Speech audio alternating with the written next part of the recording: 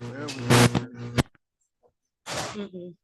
said it's a new system. They're going straight to Zoom. You don't need it? Second.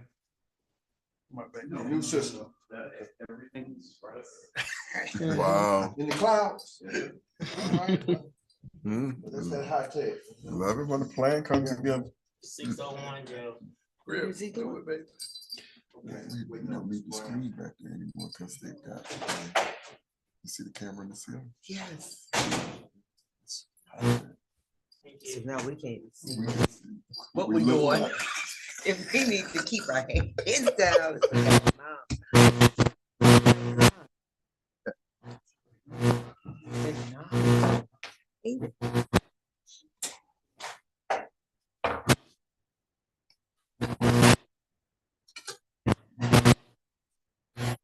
I need that. I need a big screen so I can see what's going on.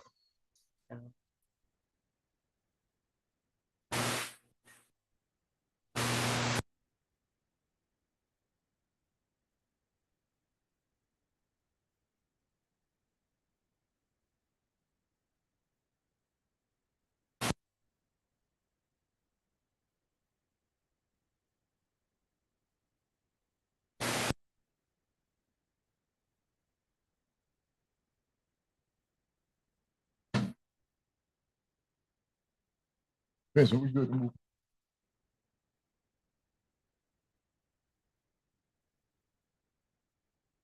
Test. Testing. Yeah, testing.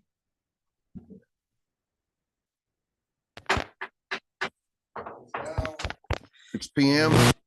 Call this December the 12th. We're going to call school board meeting to order. Madam Clerk, has the public been duly notified? Yes, sir, they have. And I do confirm quorum. Chair, we're asking for a motion to go into executive session for personnel as well as superintendent search. Mr. Chair, Yes. I make a motion that we enter an executive session for personnel matters and the superintendent search. Second such motion. Motion made by Harris, second by Dr. Harris, going to executive session for personnel matters and superintendent search. All in favor, show by the raising of the right hand. 7. Time we're going to go into executive session. We will not be in there not long. Let me put it that way. I'm not even going to say 30 minutes. We'll be back. Thank you.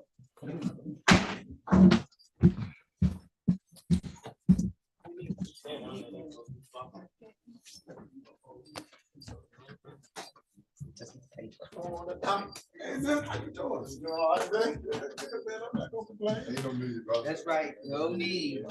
That's right.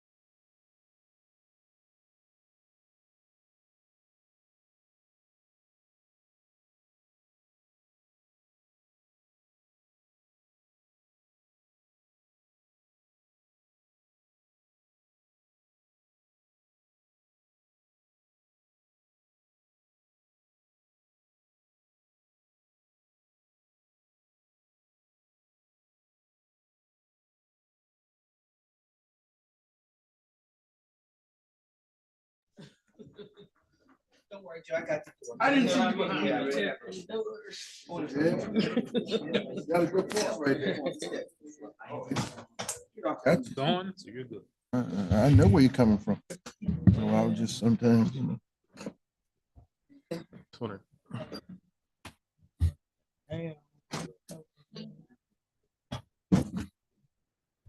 Oh, green. Yep, that works.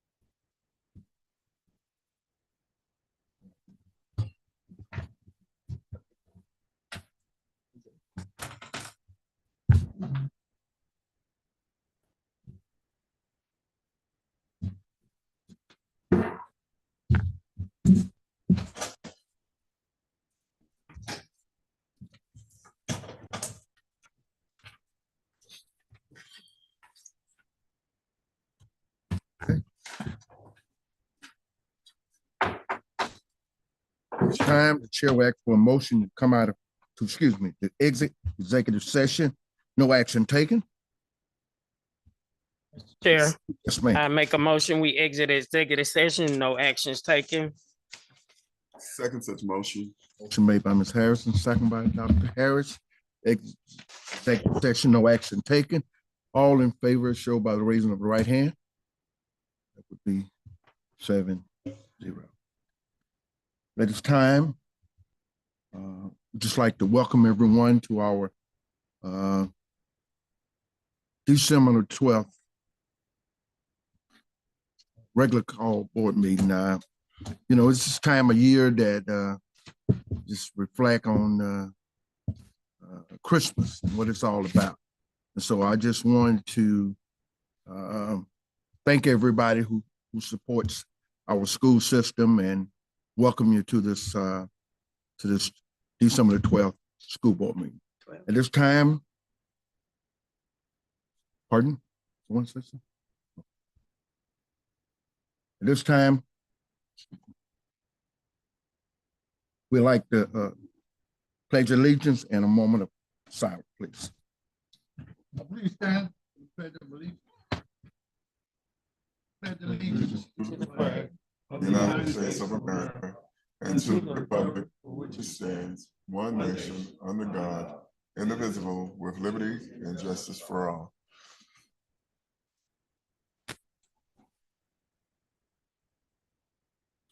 Amen. This time, motion to approve the agenda. Mr. Chair, Yes, ma'am. I make a motion to approve the agenda. Mr. Chair, I second. Motion made by Ms. Harrison to approve the agenda as is, and second by Pastor Jackson.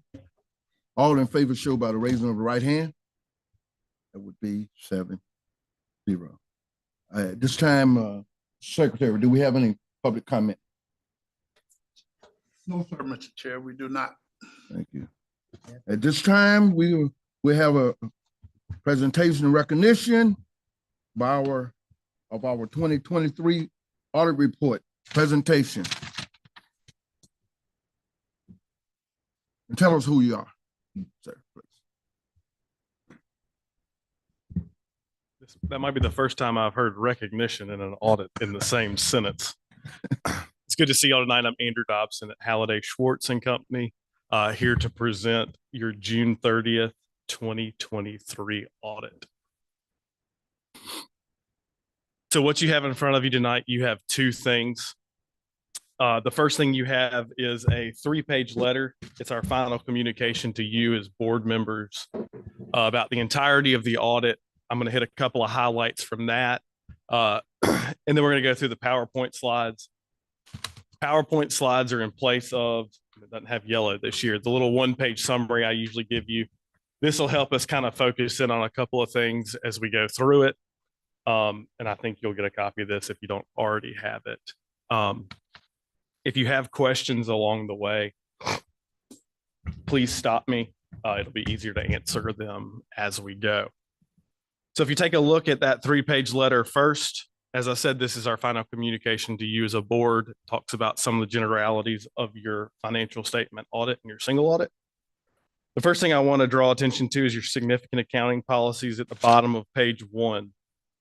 So you'll see that it says the district had no initial selections of accounting policies and no changes. Last year, when I came before you and discussed this, I think it was in January actually of this year, we talked about GASB 87 and leases and the implementation of that. You had no effect there. This year, the same thing took place. It was just with the subscription-based information technology agreements. So think about things like Microsoft Office 365, Adobe. Instances where you go and sign a multi-year use agreement for software, you don't purchase it, you just agree to have the rights to be able to use that. GASB saw that as if you had bought it and financed it. As a part of your audit this year, we did review those various contracts, whether they be 6 months, a year, or more. You had none that were required to be reported, so you don't see that mentioned. But I just like to point that out tonight, since we talked about it last year, to kind of close and bookend that conversation. If you look at the top of page 2, you'll see your significant accounting estimates. The district has 4 significant accounting estimates. The first is the estimated allowance for doubtful accounts with regards to taxes receivable. So as you can imagine, at the end of your fiscal year, the district through the county has billed the taxpayers of the county for taxes that are collected based on your millage. As you can imagine, some of those taxes haven't been collected at the end of the year. We look along with management. Management makes an estimate on what they reasonably expect to collect. We review that based off historical balances, average write-offs, things of that nature, and we found that to be appropriate. The second one is the estimated useful lives and depreciation expense on capital assets. So what we're doing here is we're looking and making sure that anything that was capitalized, anything that was purchased over $5,000 and useful for more than 1 year has been properly included and included at a useful life that is reasonable. So we're making sure if you did an improvement to a building, you're not putting that on for 5 years, you're putting that on for 40 years. And what that's really aimed to do is on the government-wide financial statements to expense each year the quote unquote use that the district used of whatever that asset is. So we review both the depreciation expense as well as those useful lives, and we found all those to be appropriate as well. Then your net pension and your net OPEB liability, those are those 2 big numbers we've been talking about for almost 10 years now. Those are based on actuarial valuations. You're not going to have to stroke a check as a district tomorrow for either one of those if you see those numbers, because they are relatively large. But what we're looking for is to make sure that the census data, so who your teachers are, how much they're paying into the system, when they come into the district, when they leave the district, to make sure that those events are taking place and being reported at the appropriate time, to make sure that your percentages are properly reported to you. We're also, as a part of our audit, making sure that you're meeting your statutorily required contribution percentages. So we reviewed all of that. That was all appropriate as well. Now, if you look at corrected and uncorrected misstatements, and this is going to be a little bit of a change from what we've talked about in the past, you're going to see two bullet points, A and B. And the first one said, the district has one uncorrected proposed adjustment related to GASB 96 that I was just mentioning. And you can see the numbers there. So when we reviewed those subscription-based information technology agreements, we found $33,000. I shouldn't say we found. The district notified us and said, hey, we have $33,000 of software subscriptions. We don't think it's material. We don't think it's worth, I shouldn't say the word worth. The cost benefit to reporting that, we don't want to report it. That's fine. There was no effect on your financial statement audit. It was an immaterial amount, but because it was over a certain level, we're just required to report that to you. That was on your fund financials. On your government-wide financial statements, you had no uncorrected misstatements. So when we got to the government-wide level, that number was small enough to where it didn't need to be reported. I can also report to you that all of the adjustments that we did make, either individually or in the aggregate, were not material. So taking all that into account, and I'll jump ahead a little bit, taking all of that into account, you received an unmodified opinion, which is the highest and best. It's a clean audit opinion. This is just GASB requires us to report this to you this way. The top of page 3, it talks about disagreements with management. So if we had a disagreement with Mr. Robinson on the application or implementation of any accounting policy or procedure, we would be required to report that to you and how it was resolved. This paragraph says that there were no such disagreements during our audit. The next one is representations requested from management. As you can imagine, during an audit, we ask a lot of questions. And all of those answers and responses that we build and formulate our audit understanding of this district on are consolidated into one letter. It's called a management representation letter, and it covers a plethora of items. Dr. Green and Mr. Robinson both signed attesting that they told us everything, that everything they told us is accurate and true. It's about a 7-page letter. If you did want to ever see that letter, it's available to you. We just ask that you would ask one of them to see that letter. The last thing I want to mention is management's consultations with other accountants.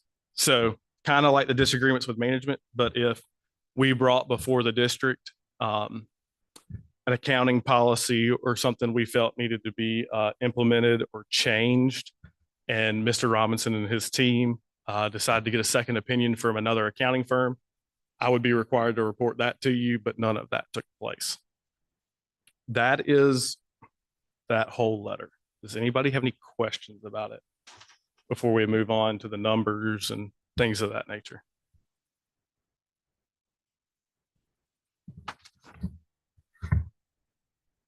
All righty. So now I'm going to work off the PowerPoint. I guess that is behind y'all. So start with our audit summary tonight. You're going to see a couple of things on this screen. The first one is the financial statement opinion at the top. That's an unmodified opinion. This is the highest and best we can give, and this is on the audit and your financial statements as a whole. The report on internal controls, you're going to see there's a significant deficiency there, and I'm going to touch on that at the very end. Your major program opinion this year was an unmodified opinion.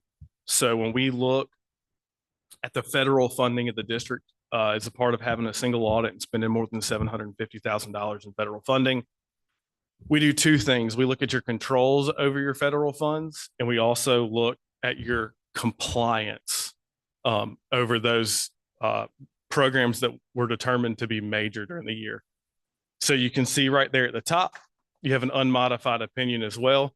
That means that you materially complied with everything that the feds at OMB told us that we needed to look at on the 3 programs you'll see listed over here. So we looked at your Stop School Violence program, your special education cluster, and that lovely ESSER that we keep getting to talk about, and we'll talk about again next year. Just as we do on your financial statements, we also look at the internal controls over your compliance. So you'll see a significant deficiency there. Again, I'm going to talk about that at the very end of my presentation. Just to give you some numbers, you can see we tested $4.5 million of your federal spending this year in those 3 grants. You can see how they break down, as well as the percentages on the right of your total federal spending that they equated to. So to give you an idea, this 4.3 million here, this 4.5, million is roughly 51% of your total federal funding. So of your roughly $9 million of federal spending, we reviewed and tested half of that. Next are your government-wide financial summary. And I'm not going to spend a whole lot of time on this because it's not really where the district lives, breathes, and resides. All these statements do, the statement of net position, the statement of activities, They take your fund financials and they build in things like your capital assets, your long-term debt, your net, your OPEB liability, net pension liability, and things of that nature. So we're going to talk about a lot of the same things you would see here in the next couple of slides. Next is your current year activity summary. So what this is showing you here is the district's major funds. So you have the general fund, special revenue fund, special projects, which that's going to be any state, local, or federally restricted funds. So think Title I, IDEA, or special education that stop school violence, ESSER, all that's in that column. You will see, however, there's a fund balance of 187,000 ending at 208,801. That is predominantly made up of your pupil activity funds. So these are the funds that are collected at the school level, whether it's beta club or for a field trip, funds that are held for a particular purpose, collected from students to spend at a future time. Next, you have your special revenue funds EIA. So this is from the EIA Act of 1984 with the penny sales tax. Here, you either spend those funds in the year that you get them, or if it allows for a one-year carryover, you can carry those over as well. You'll see you brought in 2.5, almost 2.6 million. You spent 1.4 and you transferred out 1.1. That transfer of 1,113,922 is the new pot of money that came in this year with the new funding formula. Almost called it base student cost again. It's the new funding formula that was transferred to the general fund to be able to cover general salaries, benefits, things of that nature. You'll see food service this year. Food service brought in 3.6 or 2.3 million, excuse me. Spent 2.4, almost 2.5 million. Has a $174,000 transfer in, leaving you an ending fund balance of just under $42,000. Debt service this year brought in 3.5, spent 1.2. You'll see a transfer out of 2.1. That was short-term funding that was able to transfer to capital projects. You see your capital projects fund there. You'll see 4,787,847 is your beginning fund balance. You spent 3.5 million on existing projects. You transferred in almost 3.2 million, leaving you 4,455,776 to be able to spend on future projects debt-free in the future. I apologize for this being kind of small. I was trying to get it on one screen. So this is your general fund. This is really where the district resides. It's where your unrestricted funding comes in. The vast majority of your salaries, benefits, other expenses are going to show here. So you can see total revenues this year of $42,924,904. That was $2,348,957 more than the prior year, and almost $1.8 million more than you had budgeted. Total expenditures of $41.4 million. That was $1.3 million more than you spent in the prior year, but it was almost $2 million less than you had budgeted. You can see your premium on bonds sold. That was due to the TAN. Operating transfers in and out that we discussed just a minute ago, giving you a net fund balance change, and I'm gonna see if I can get my arm up high enough to do this, of $1,639,193. That moved your ending fund balance from $14,439,577 to $16,078,770. That's 38.8% of your current year expenditures, 37.1% of your current year budget, 22-23, and 35% of your 2024 budget, which was passed at almost 45.7 million. So it gives you kind of an idea of where you're at. That's a really healthy fund balance. And that's a really good thing as a district to be able to have. It gives you room for growth. It gives you room for teacher recruiting, things of that nature that you want to do in the future. It really poises you and primes you looking forward to 24 and beyond, especially with the unknown of what will happen post ESSER.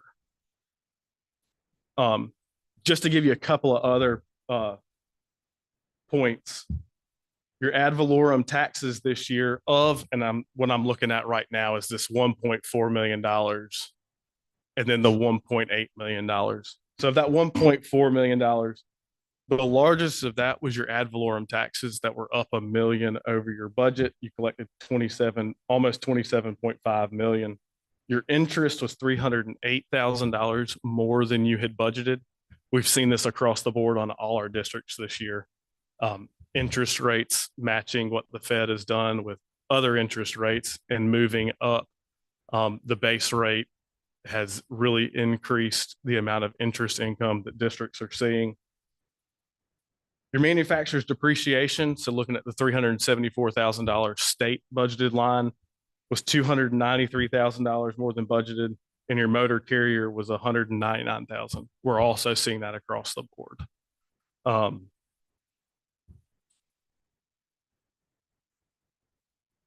Again, these were the numbers I was just talking about. The other thing I'll point out that I always point out,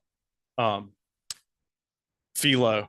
So it's a conversation we've had in years past. Your FILOs. So for those of you who may not have heard me talk about this before, the county issues fee and lieu agreements and special source revenue credits, basically saying if you had billed them at 10.5%, you might not be billing them at that, right? So when we look at that calculation and we take the district's portion of that, your general fund tax revenues actually were decreased because of these by $644,520. Debt service, the same, $65,000. So you can see a total reduction in tax revenues of $710,000. Now, the reason we talk about it a lot is this next line. You actually don't receive any of that FILO. So the breakdown below it, FILOs and SSRCs. The county has two ways they can do it.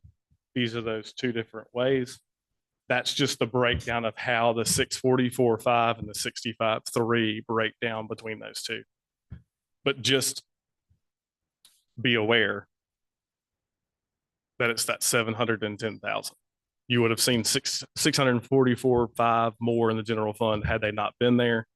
That's all under the assumption that it would have still come, and you would still be getting the tax revenue from the people who may be living here and things of that nature. So there's a lot of if, and if with that number, but I think it's important to point out. Now let's just quickly talk about those two findings that I was mentioning earlier. So finding 2023-001, and there's a lot more detail. Let me say this quickly.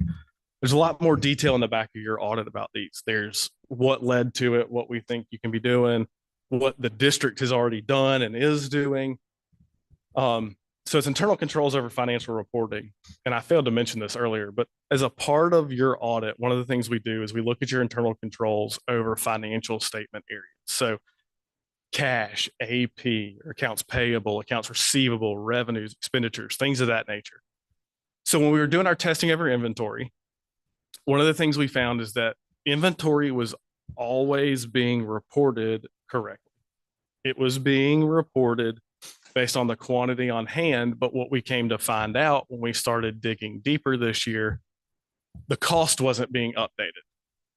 Now, when we did a cost analysis on that, we found that it wasn't material. It wasn't even to the level where we needed to propose an adjustment. But because we're looking at internal controls, we were required to report it. So what happened is when you bought a new product, a price was put in. So think about, you go to the store and buy something new, what you pay for it, that's the cost that was put into the system. And that's the historical cost that's been used.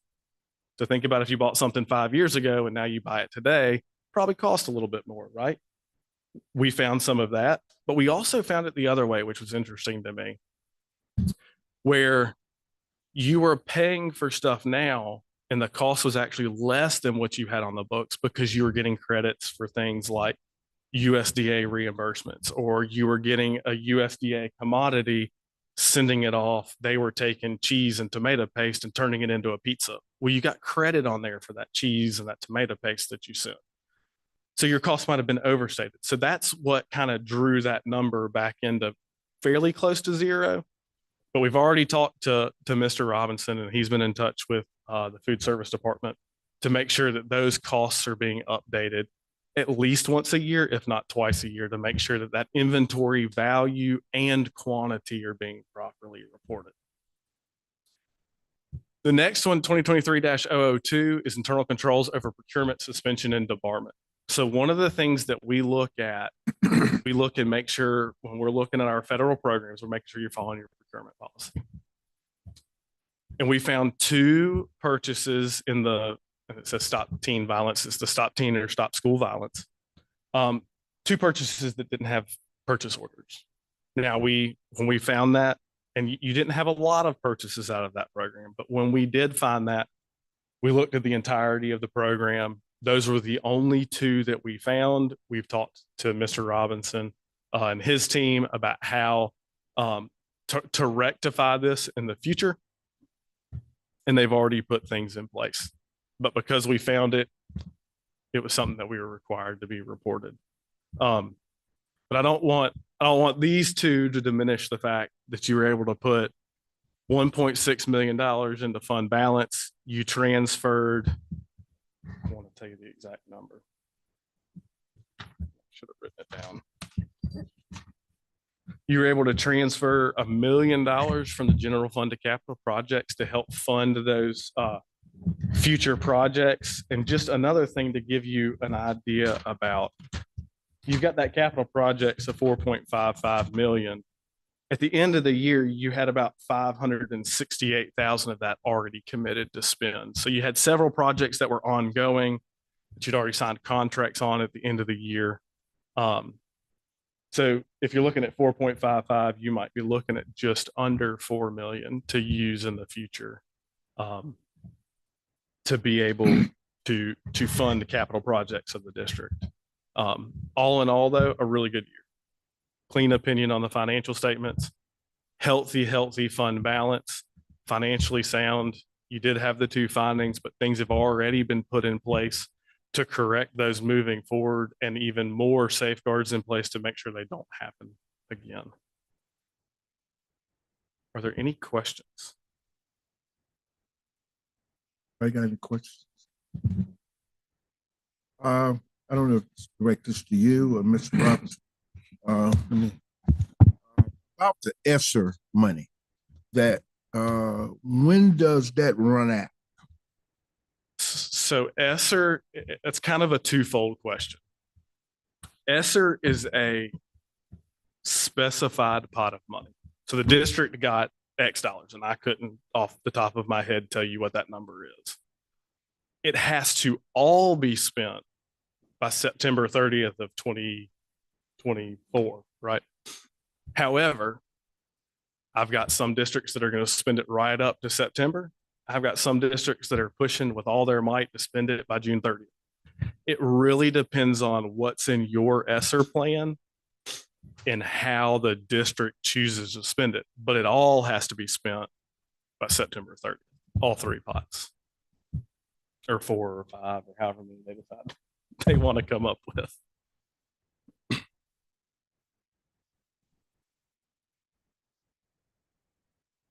Anybody else? If you do have any questions that you come up with after I am gone, please let me know. I'm more than happy to answer any questions that I can. If I can't get you the answer, I will get you an answer. And as always, we greatly appreciate the business. Love being able to come down here and see everybody, come and present a great audit to you. So I just want to say thanks and Merry Christmas. I hope y'all all have a great Christmas holiday and a great start to the new year. Thank you. Thank you. Thanks. Yeah, thank you. Awesome. So Chairman Miller, members of the board, first of all, let me take this opportunity to thank our finance director, Mr. Robinson, for doing an excellent job managing the district finances as always. and also working with our auditors to ensure that this can be a seamless process.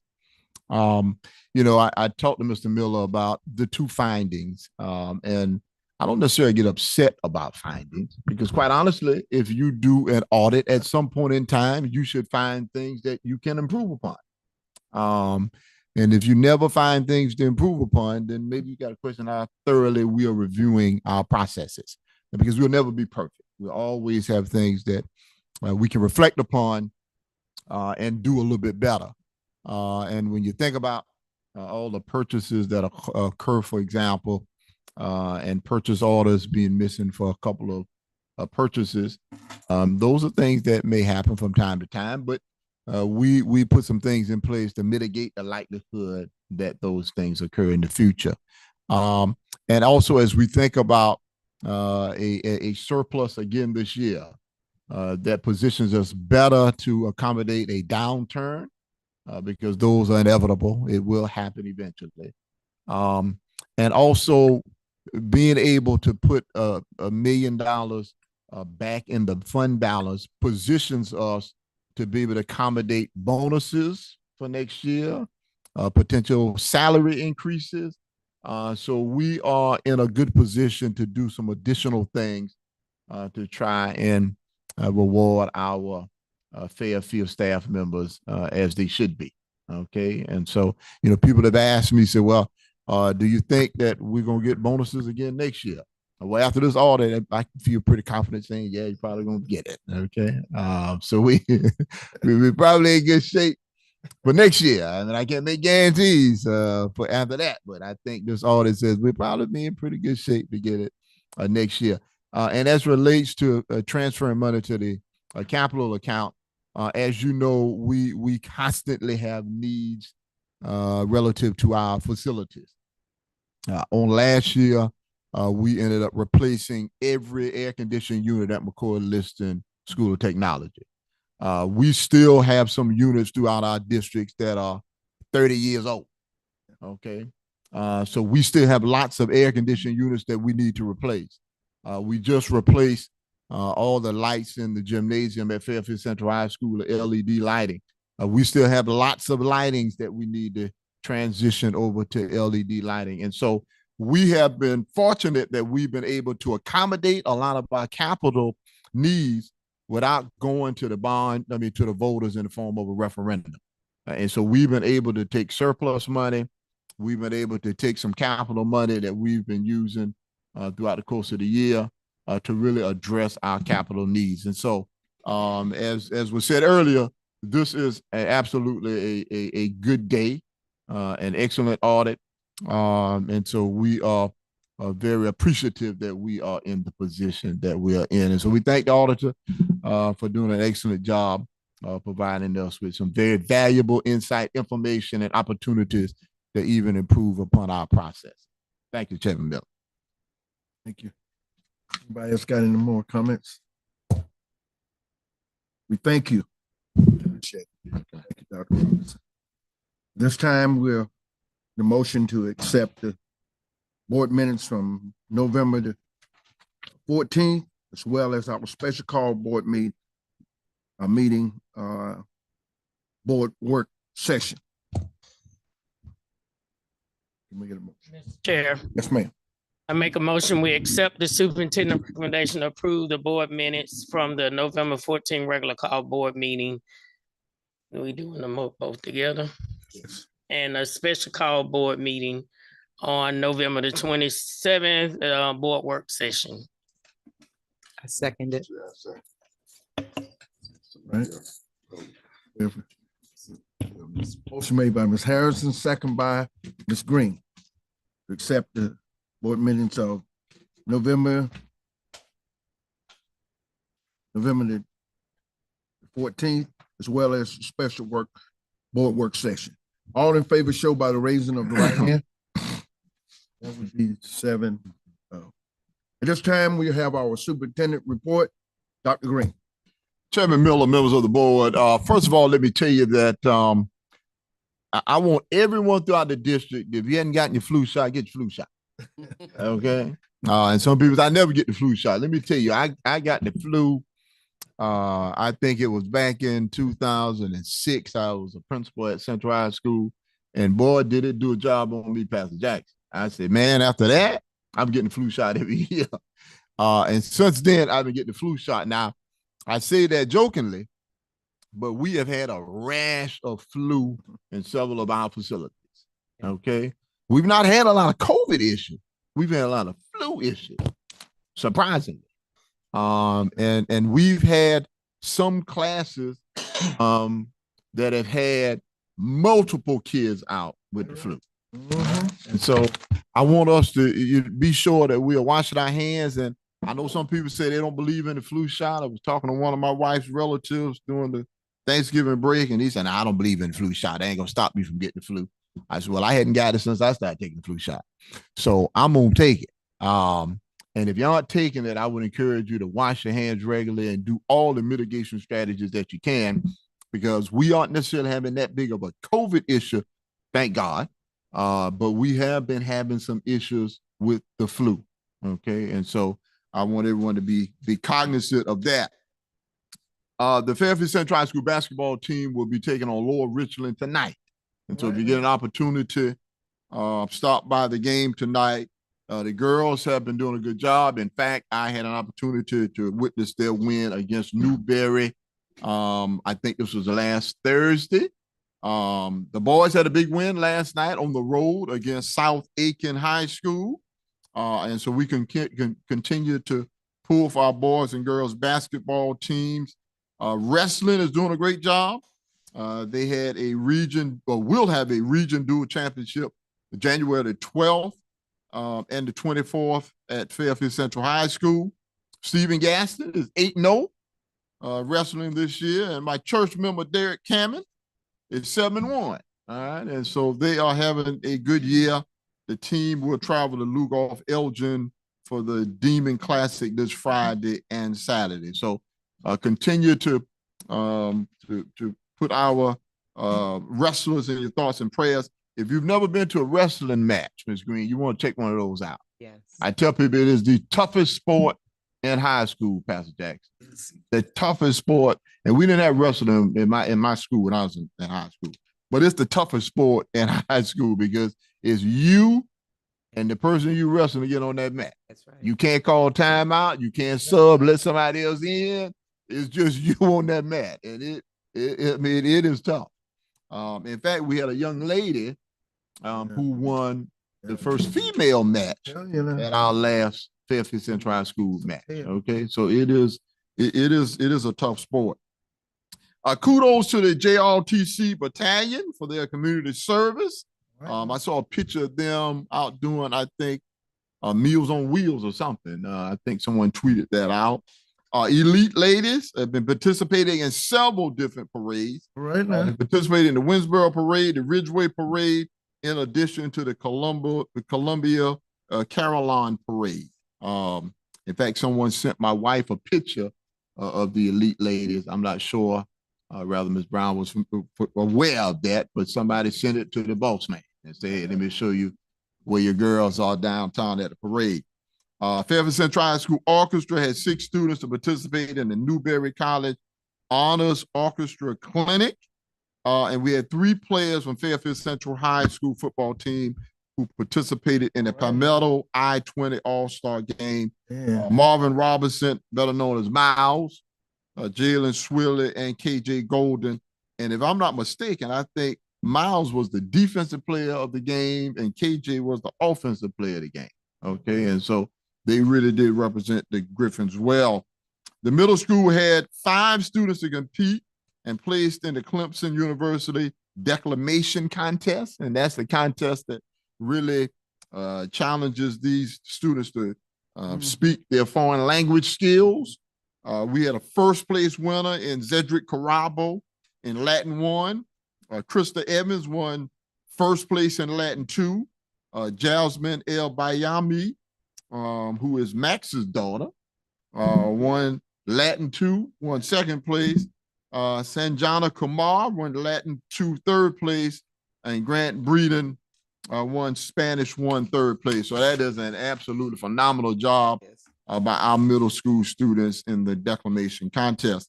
Fairfield Middle School boys and girls are doing an excellent job as well. I had an opportunity to go to one of their games on last week also, of which they beat Great Falls, the boys and the girls.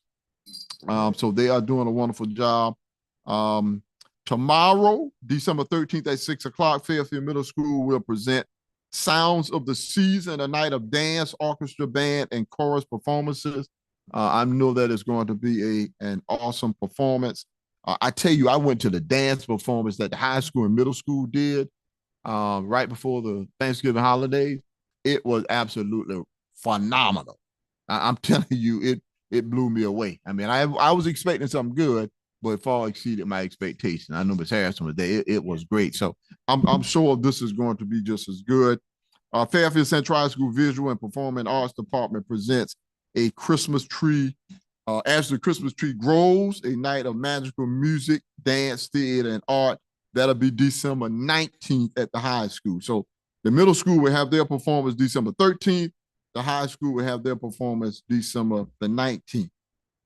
And as a reminder, the Fairfield Post, those journalists continue to do an awesome job. Oh, yeah. And it is available at several public locations all throughout Fairfield County. And last but certainly not least, it gives me absolute great pleasure to recognize the South Carolina Association of School Administrators 2024 South Carolina Secondary Principal of the Year, and Dr. Tracy Swilly. Let's give her a round of applause. Yeah. You know, they asked me to give an update last night at the county council meeting on the housing initiative. And I told Mr. Miller, I said, well, I'm taking Dr. Swilly with me. They didn't ask me to do this, but something this phenomenal, we feel compelled to have her recognized before the council. But she was on the road traveling to the game at Aiken, but I still recognized her in her absence. It is a big deal to be the 2024 Secondary Principal of the Year. With all of the high schools throughout the state of South Carolina, okay, with all of the middle schools throughout the state of South Carolina, Dr. Swilly will represent the state of South Carolina as the Secondary Principal of the Year and compete at the national level. And so that is truly high cotton, as they say. Oh, yeah. That is truly high cotton. And I know Mr. Miller is going to talk about a few things relative to that award a little later on. But for a small rural community like Fairfield, to have the 2024 Principal of the Year is something this entire community should celebrate. All right. Yeah, something this entire community should celebrate. And so that's all I have, Chairman Miller. Are there any questions?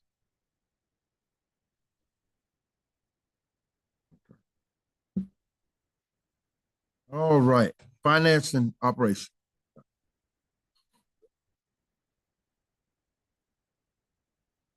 Evening. In the board packet this evening, you have under finance and operations, just the finance report for the month of November 2023. All of the revenues look good for this time of year. The tax revenues are slowly trickling in. Of course, we really want to have a really good picture on the total local revenue piece, which is our largest piece until February, because after January is when the majority of our tax revenues come in. But right now, the revenues and expenditures look in order. They're on par where they should be for this time of year. Any questions?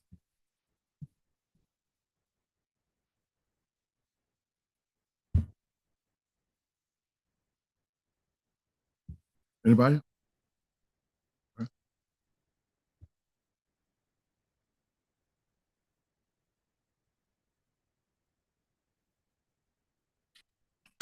Thank you. Thank you, Ms. Roberts. Human resource.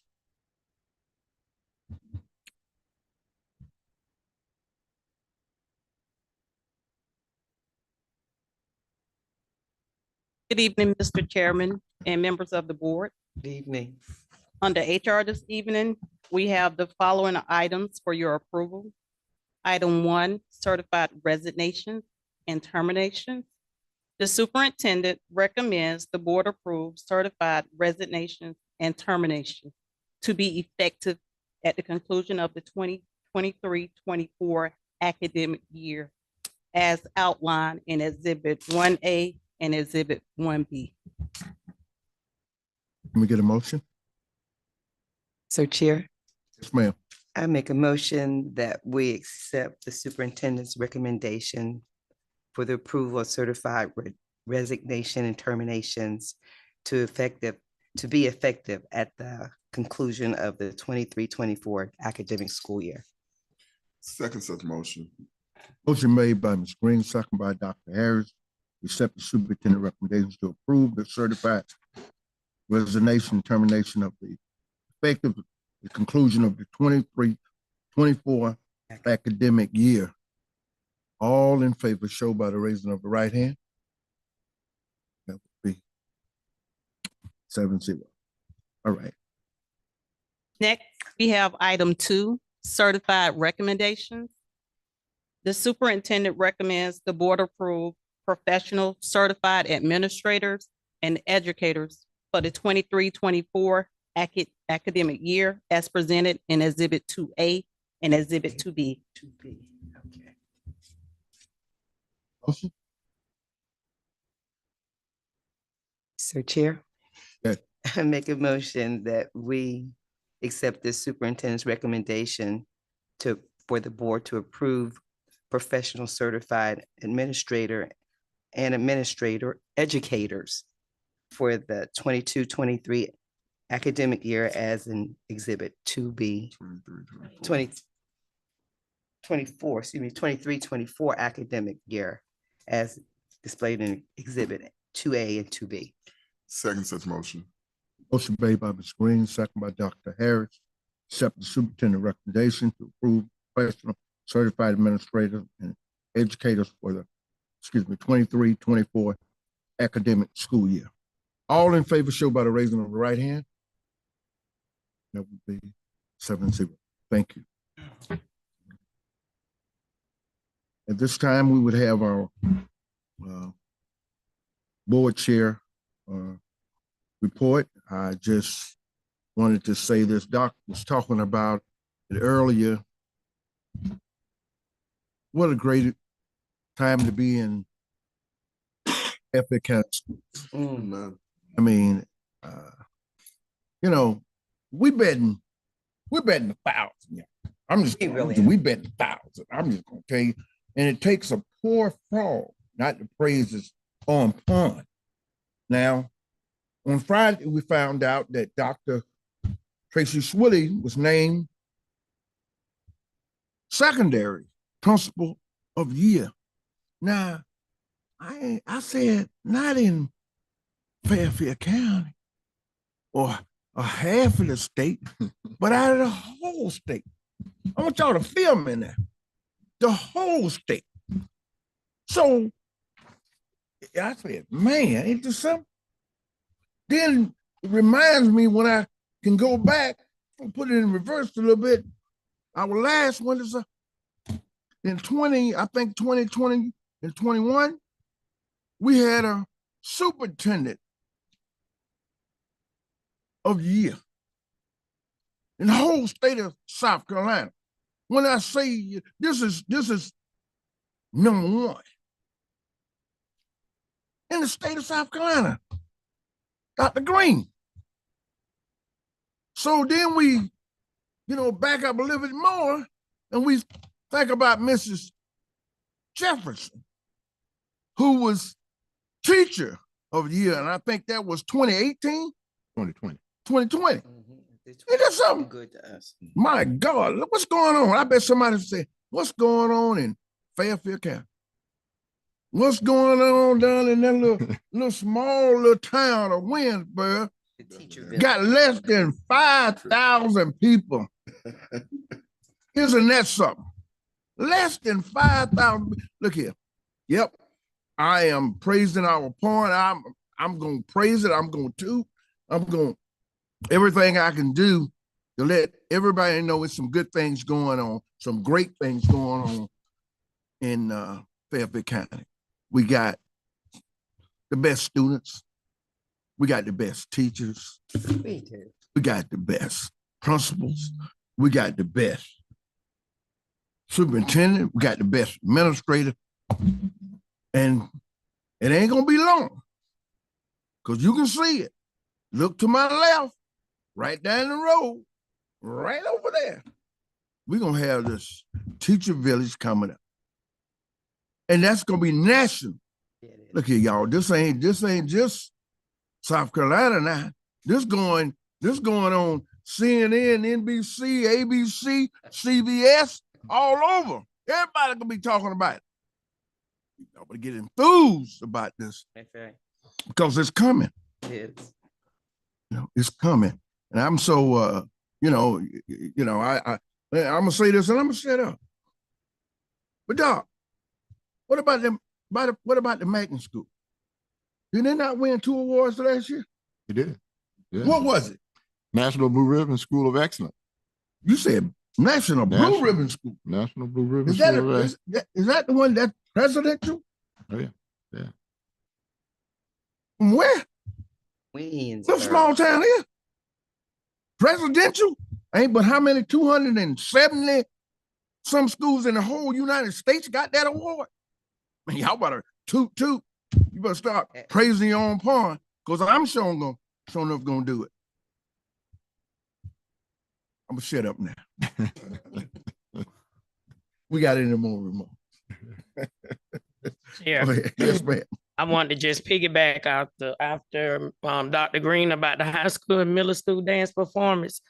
I tell you what, I would have thought I was at some Juilliard's, all of that. But I knew Mr. Harold when he was in school.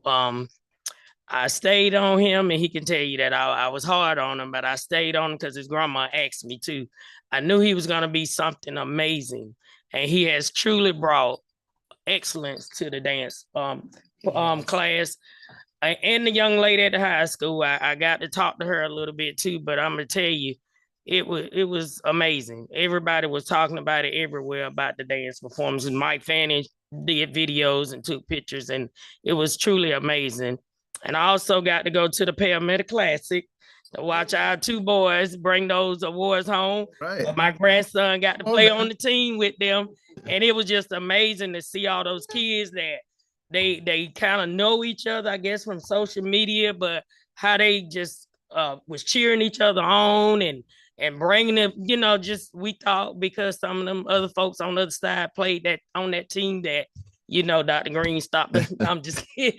But anyway, they had some of them over there and they got the first touchdown. I said, oh Lord, it's going to be a long night. But it wasn't, because that's all they got. We brought it home, and it was amazing just to see 2 of our kids from Fairfield get those 2 awards, and they truly played. And I think a lot of them was playing hurt and they were sick. A lot of kids was actually sick out there. My grandson was one of them, because I tried to get him not to play. He said that was his last game and he wanted to play. So I mean, it was truly amazing. I enjoyed myself. And this past Sunday, we did the feed in Fairfield. Oh, yeah. Yes. I want to thank the board and Mr. Dixon and Mr. Miller, the custodian that came and opened up for us. We fed nearly 500 people. And when I say I was wet from head to toe, my socks and shoes was wet. So I'm praying that I don't get sick because I was wet. But I enjoyed it. The people enjoyed it. I mean, they was trying to give us donation. I was like, no, we don't want none. They was like, yeah, we're going to give y'all something. But I truly thank y'all for always supporting that effort, and Mr. Dixon for allowing us to host it there. And today I actually fed the middle school football team for their winning season. And I tell you, I enjoyed them. They enjoyed me. So, I had to get them that motherly love talk. And so I told them when they get to the high school, I need for them to do the academics, Dr. Green. I need for them to do this one, and then they play sports. Oh, yeah. That's in order. I told them we don't do sports without doing academics and this one. Right. But I enjoyed being with them today, hanging out for a little bit with them. And just to remind them, my gala coming up February the 24th. Tickets are still on sale. They are coming in. The ads are coming in. I appreciate all the support I got this far. And I just want to wish everybody a safe and happy holiday. And please don't get sick over the holiday. Like Dr. Green said, the flu is definitely going around. Oh, it is. It is. It is. So thank you. Anybody else? Chairman Miller, as you know, this past Thanksgiving that we got out and served the community Thanksgiving meals. We went throughout the county. It was the not Believers in Chief, it was Primetime Riders and the sheriff. And there was a lot of hugging and just crying that a lot of the seniors throughout the community thanked us for coming out giving them meals. Not only just being there with them, but taking time away from our families. They really appreciated, you know, everything that we did. They thanked us for it. And this coming Sunday, Corner Hill and his staff and I will be serving the community at the middle school at 12:30. Regional board of the Love Never Fails reached out to me, and we done partnered up, and we are getting blankets for some of the seniors. So if anybody would like to get in the blankets, you can reach out to Mr. Board or anybody that Love Never Fails, and they'll issue those blankets out. And last but not least, if you would keep my family and my son and my granddaughter in your prayers, she'll be having a heart surgery next Thursday down in Charleston. So we just ask for your prayers and support. Already done, Doc. Already done. Doc? Yeah, and one final announcement, Chairman Miller, members of the board. We had a book donation from Books A Million. Fairfield County School District received a Books A Million donation. Kenny J. Lyles, General Manager, donated 277 books. He has requested that the school librarians complete their suggestions and wish list items. And Mr. Lyles and members of his staff delivered approximately $2,500 worth of donations to the Fairfield County School District librarians and students. So give them a round of applause as well. So the school librarians have picked up those donations, and we're excited about the partnership and look forward to continuing this partnership with Books A Million. Thank you. Thank you. There are no more announcements. Can we get a motion? Motion to adjourn. Motion made by Ms. Harrison, second by Dr. Harris to adjourn. All in favor, show by the raising of the right hand. And that would be 7-0. Thank y'all. Meeting adjourned. You know what? I keep forgetting. Let me get my teeth today before you go. Well, you can come out of the shop. I got them at the shop. Okay, It doesn't matter. all right. I'll talk about it.